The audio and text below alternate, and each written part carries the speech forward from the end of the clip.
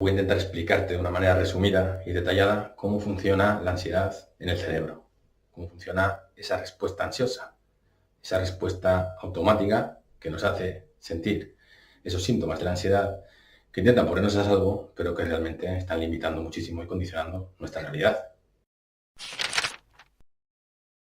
Para intentar resumirlo, voy a hablarte de la teoría de los tres cerebros. Una teoría que dice que nuestro cerebro está dividido en tres partes, en tres secciones, que la evolución ha ido desarrollando una sobre otra. La capa más antigua se llama el cerebro reptiliano, que podríamos llamar también el cerebro instintivo. Es el de los instintos.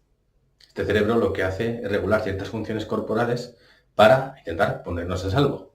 Este cerebro, por ejemplo, altera ciertas funciones corporales para ayudarnos a afrontar situaciones de una manera mejor. Así, por ejemplo, genera un bombeo más rápido del corazón, lo que puede ser la taquicardia, para que de esta manera llegue más sangre a nuestros músculos y podamos luchar o correr de una manera más efectiva. También tensa nuestros músculos con la misma intención, dilata nuestras pupilas para que podamos ver más vías de escape, por ejemplo, provoca una alteración en nuestros pensamientos para activar, por ejemplo, una alarma importante en nuestra mente y que no la olvidemos y que la tengamos en cuenta, y genera muchos otros cambios. Como puedes darte cuenta rápidamente, estos síntomas son los mismos que los síntomas de la ansiedad, que más tarde entraremos en detalle en ellos. Y no se debe a otra cosa a que la respuesta ansiosa empezó aquí, en el cerebro reptiliano. Pero no llegó aquí por sí sola, sino que hubo algo que la activó. En este caso, hubo otro cerebro que la activó, que es la otra capa más antigua de nuestro cerebro, de las tres capas. La primera es la reptiliana. La segunda, más antigua, es el cerebro límbico o emocional, que es un cerebro que se basa en emociones. Las emociones son herramientas que la evolución ha puesto en nosotros, en los seres humanos, para ayudarnos a actuar de una manera mejor ante la vida, para ayudarnos a hacernos la vida más fácil. De esta manera, las emociones lo que intentan es que nos movamos. La palabra emoción viene del término latín emovere, que significa hacernos mover, hacernos actuar. De esta manera, las emociones, el cerebro límbico, lo que hace es que, de una manera sencilla, de una manera binaria, que sea o bueno o malo, actuemos para perseguir las cosas buenas o actuemos para evitar las cosas malas. Existen muchísimas emociones, pero resumiéndote algunas, te puedo hablar del amor, por ejemplo. El cerebro emocional lo que hace es que cuando sintamos la emoción del amor, nuestro cuerpo y mente quieran acercarse a ese tipo de experiencias, para vivirlas en más ocasiones, para vivirlas con más intensidad y así atraernos más bienestar. De esta manera, las personas movidas por las emociones del amor lo que van a intentar es atraer cosas buenas a su vida. Pero también hay otras emociones, como el miedo, por ejemplo, o la ansiedad, que no son malas, sino que lo que intentan es evitar esas otras situaciones que pueden provocarnos un daño. De esta manera binaria, si entendemos que algo es bueno, sentiremos, por ejemplo, la emoción del amor y intentaremos acercarnos a ello. Pero si entendemos que algo es peligroso, por ejemplo, podemos sentir esa emoción de la ansiedad para alejarnos de ello o luchar contra ello.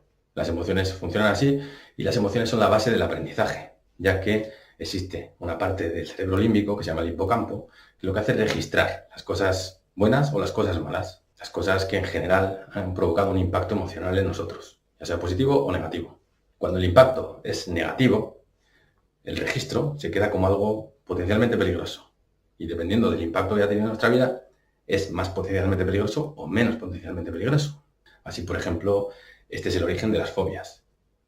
Si, por ejemplo, imaginemos que nosotros, un ser querido, de pequeño, pues tuvo una mala experiencia, le pasó, por ejemplo, a mi hermano.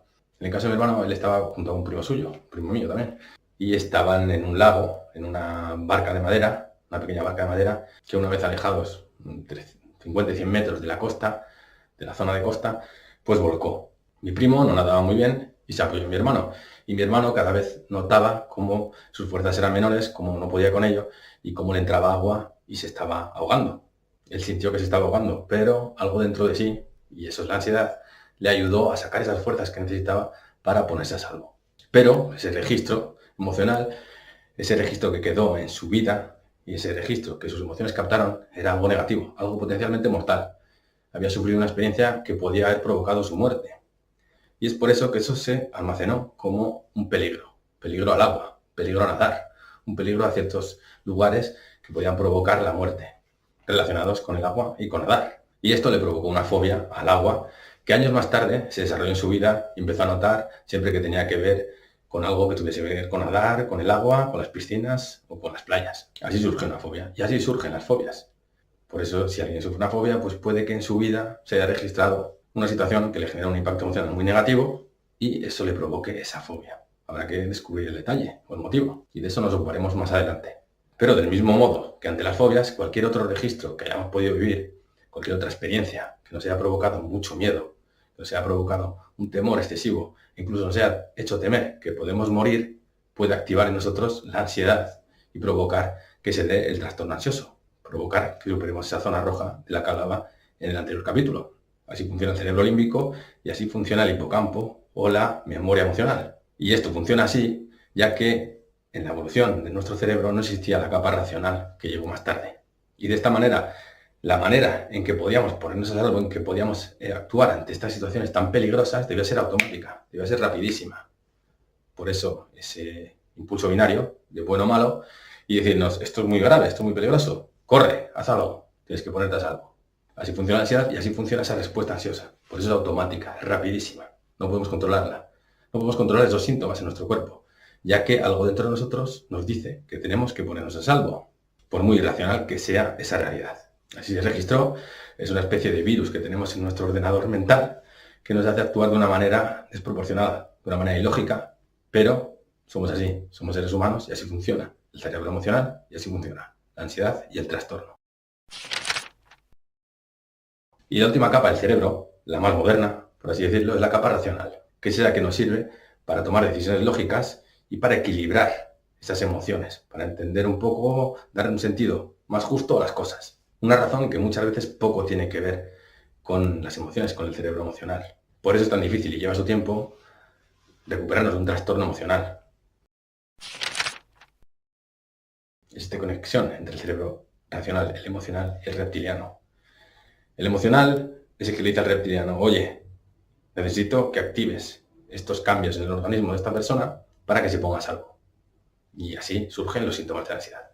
El emocional ha registrado algo como posiblemente peligroso, ha dicho, volvemos aquí, vemos esto como algo que puede realmente poner en peligro nuestra vida, activo la respuesta ansiosa.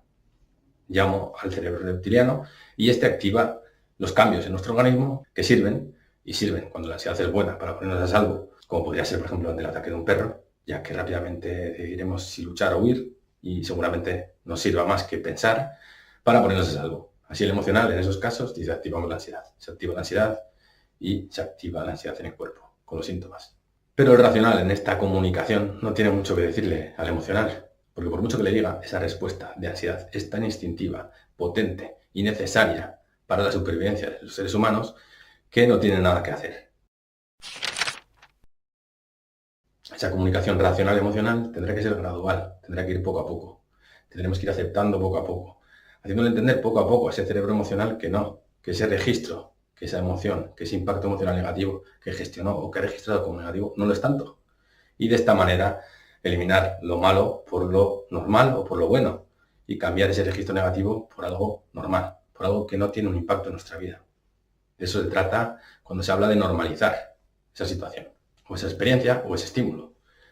Normalizamos, hacemos que ese estímulo, que ese registro negativo, sea visto como algo normal para que no active la ansiedad, para que no llame al cerebro reptiliano y le diga, activa los síntomas de la ansiedad. Y ese es el trabajo que tenemos que hacer, a partir del cerebro racional. Y a partir del trabajo que haremos en la segunda sección. En esta primera parte vamos a trabajar con la razón, con la lógica, con aceptar la ansiedad. Pero a la vez que la aceptamos, iremos notando esos síntomas, iremos notando todo esto que os estoy contando. Iremos dándonos cuenta de que es real, de que es así, de que lo que sufrimos es un trastorno de ansiedad. Y así poco a poco ese registro negativo se cambiará por un registro normal. Y ese problema, eso que activa la ansiedad en nosotros, se irá reduciendo hasta eliminarse. Para ello también será fundamental la segunda parte del curso, en la que trataremos y realizaremos ejercicios para reducir esos síntomas de la ansiedad, para ir recuperando el control, para así darnos cuenta de que es cierto, todo era debido a la ansiedad, la hemos aceptado, la hemos racionalizado y la estamos trabajando y vemos que el peligro no era cierto, porque somos nosotros los que podemos frenarlo, los que podemos normalizarlo, los que podemos eliminar la ansiedad. Y ese es el resumen de cómo funciona la ansiedad y ese es el resumen de cómo va a funcionar este curso. Así que seguimos adelante.